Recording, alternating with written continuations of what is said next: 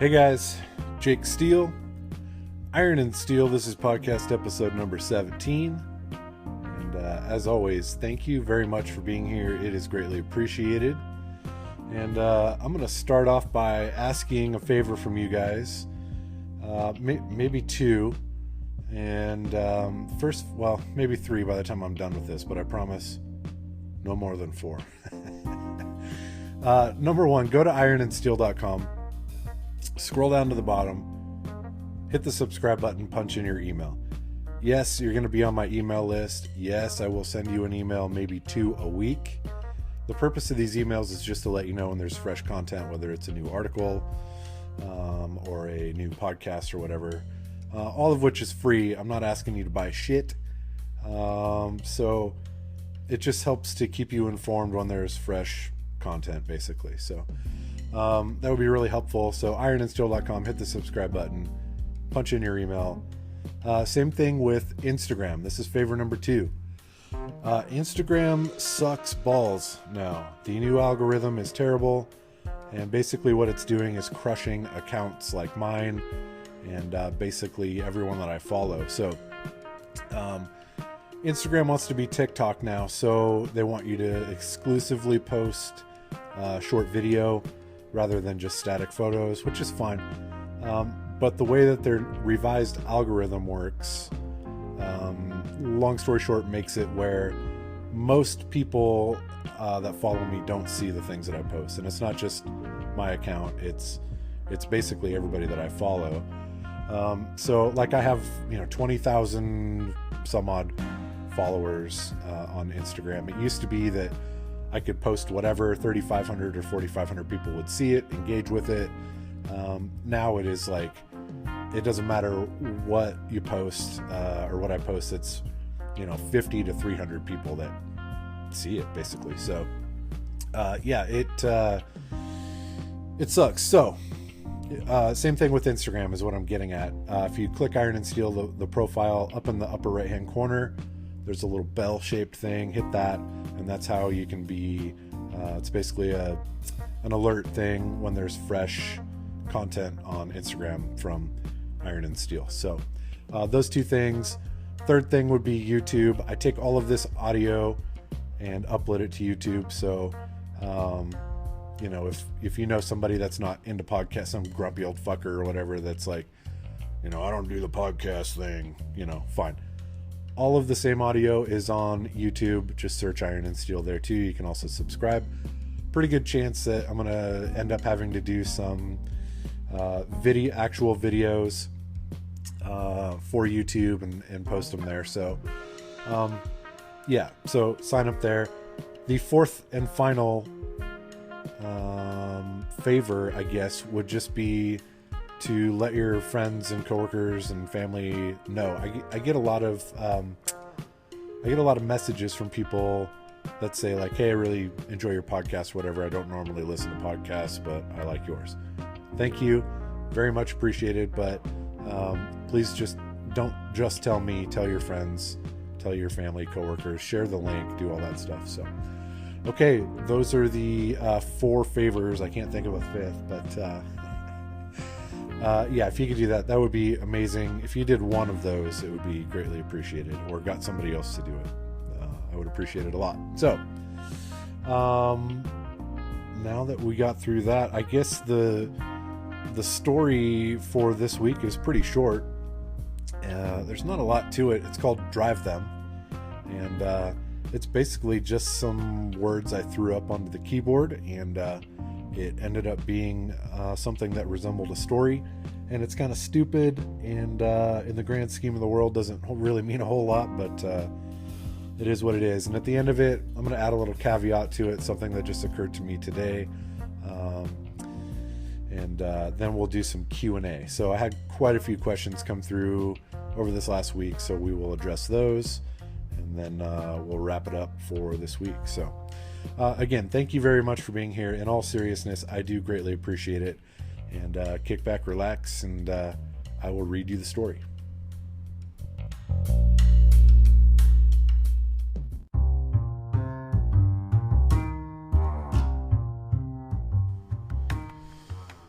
Look, you're not going to want to hear this.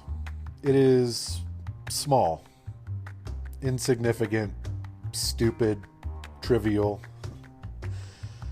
In the grand scheme of everything that happens on this fucking weird-ass planet every single day, it barely deserves mention at all.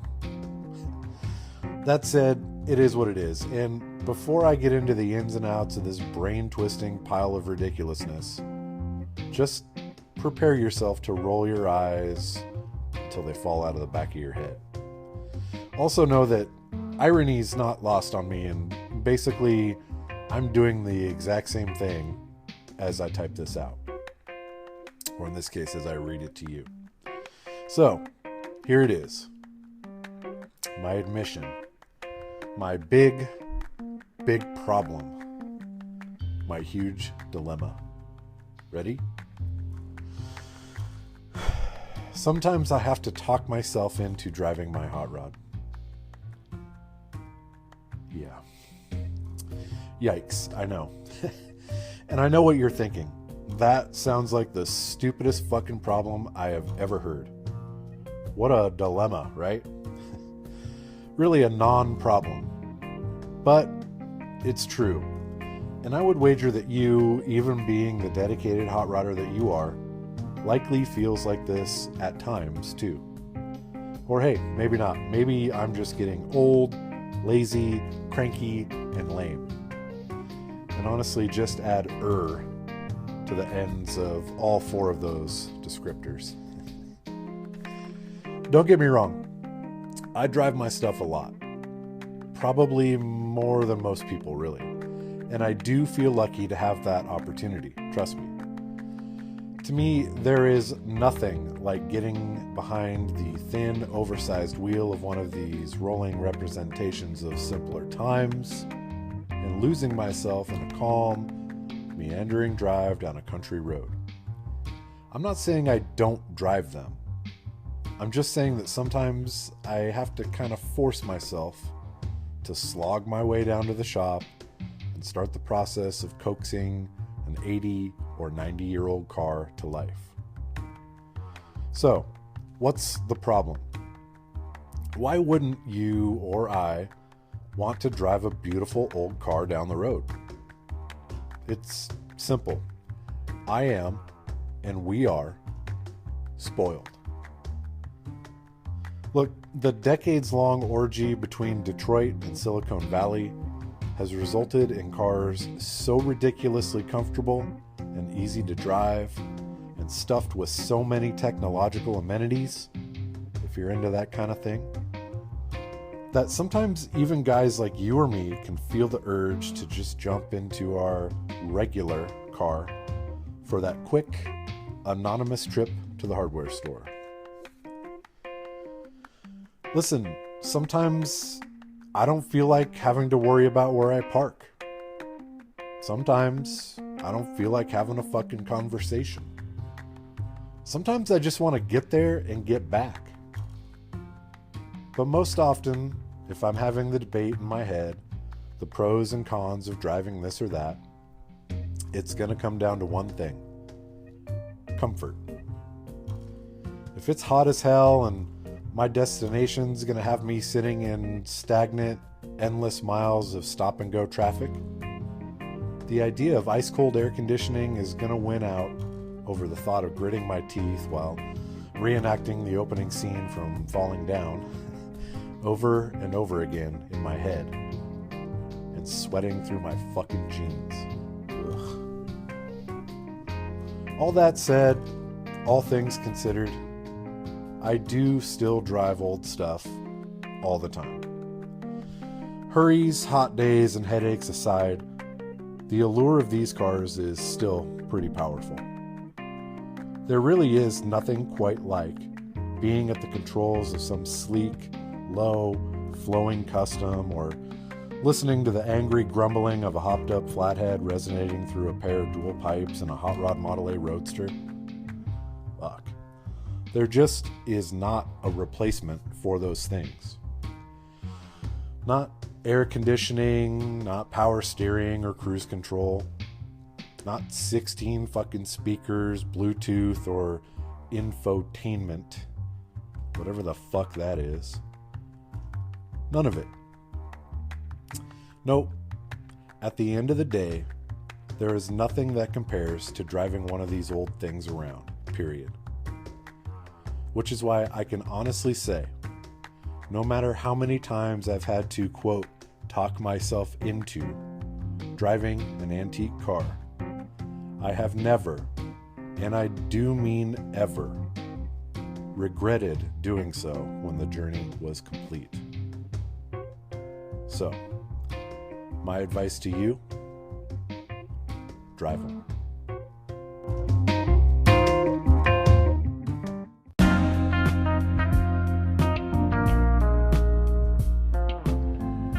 Okay, there you have it.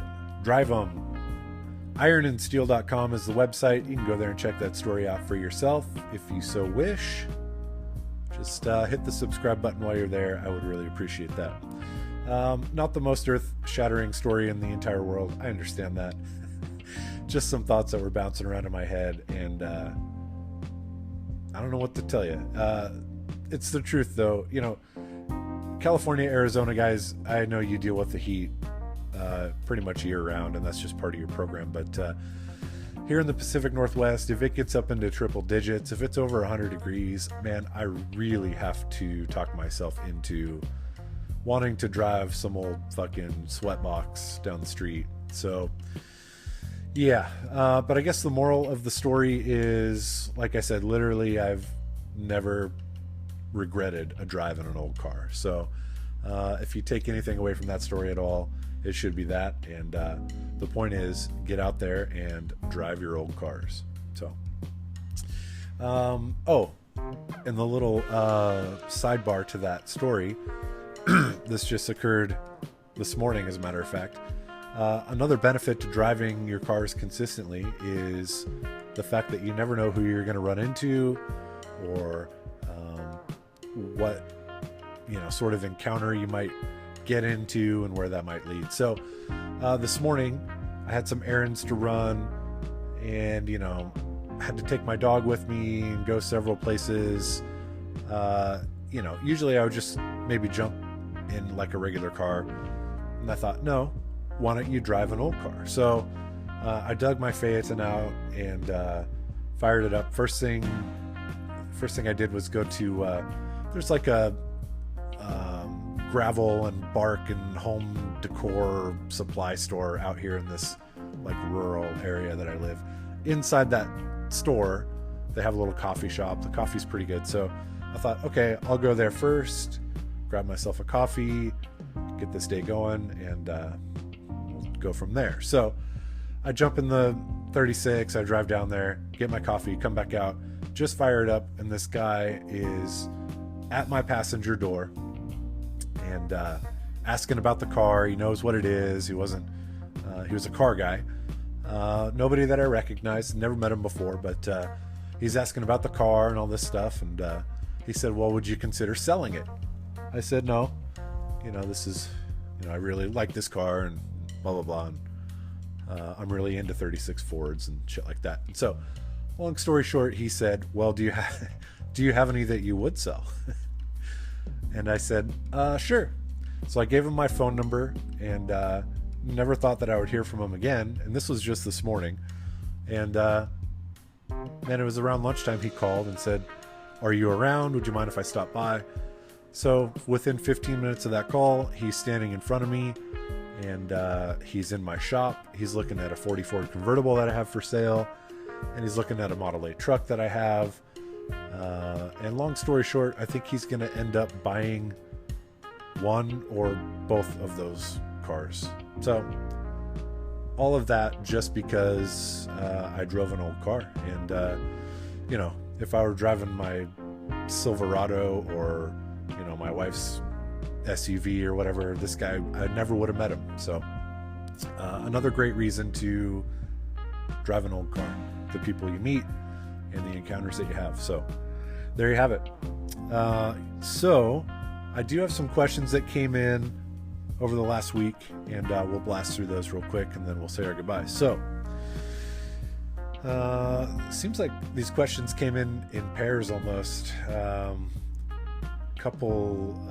lot of questions that were real similar. So the first one that I got was serial killer. This is funny. Serial killer most likely to be a hot rodder. I got Gacy. Yeah, I don't know. Never thought of that in my entire life, but maybe Gacy.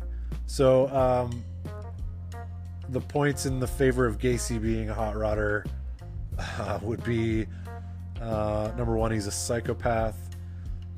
He is was a hands-on guy who's in construction, so likely pretty handy.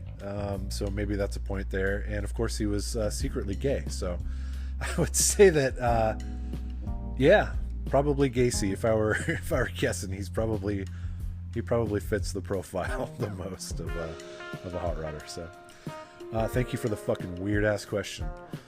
The second question was kind of in the same theme. Where did you come up with the serial killer shirts?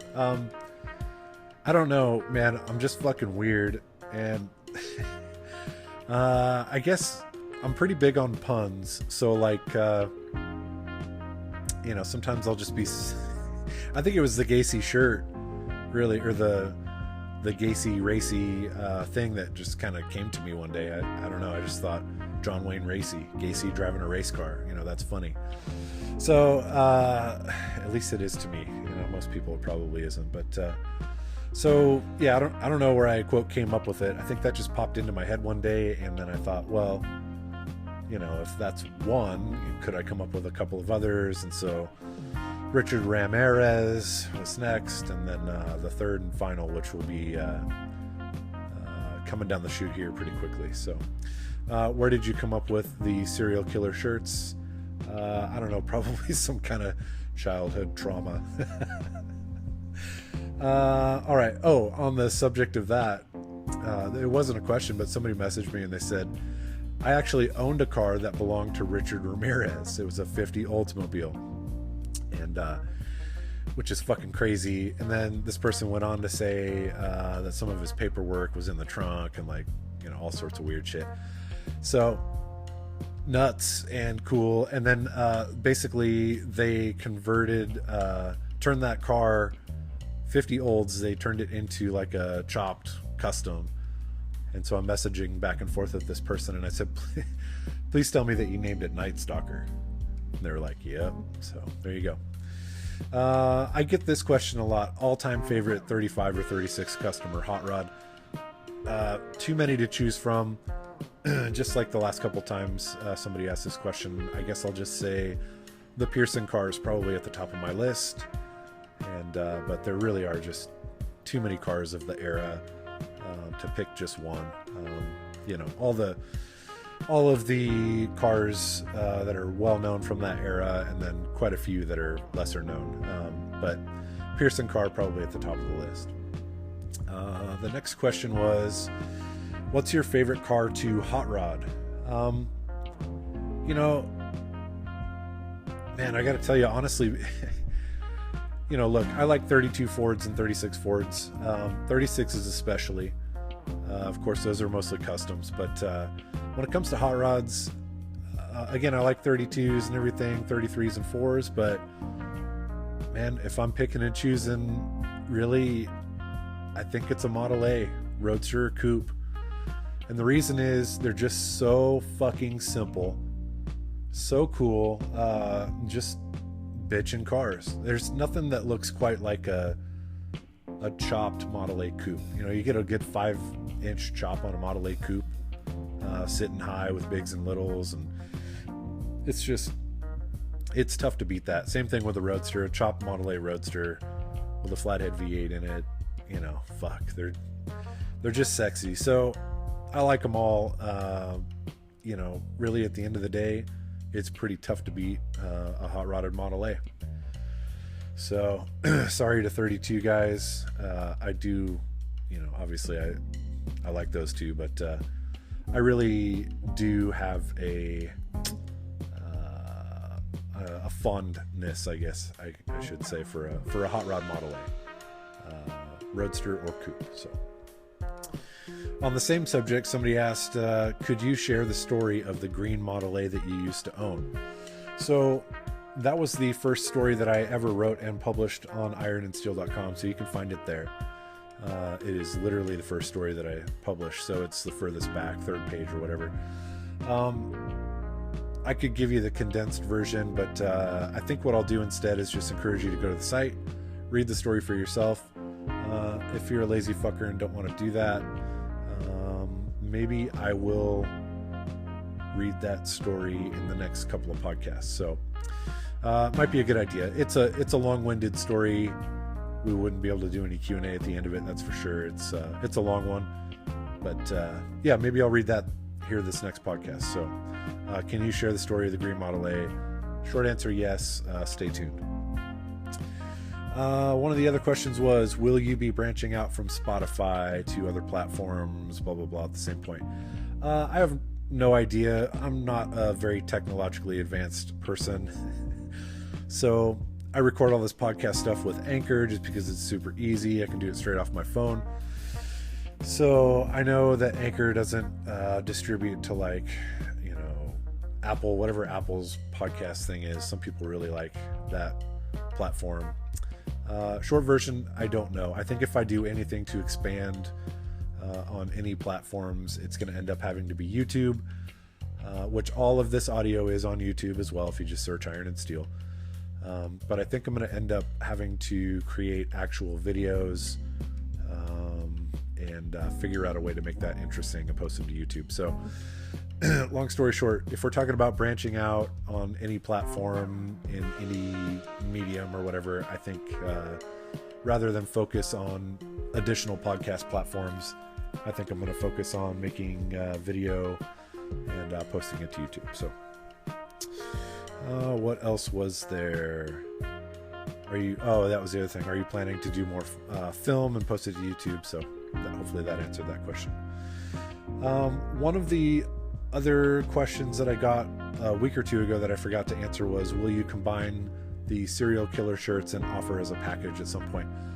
Interesting question. Probably I will. There's going to be 3 total. There's 2 right now that are done. One is on the site. One is being printed right now and will be on the site within just a couple of days. And the third, I need to get with Evan, the guy that draws these for me, and see what his schedule is. So to draw the third.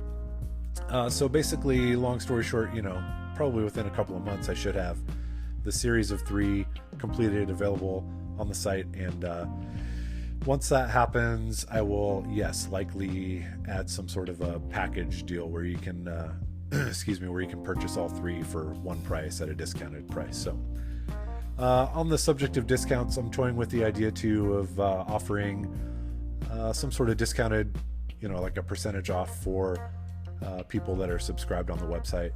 So just another drop in the bucket in favor of hitting the subscribe button on ironandsteel.com. So all of that said, that's all the questions that I have for this week.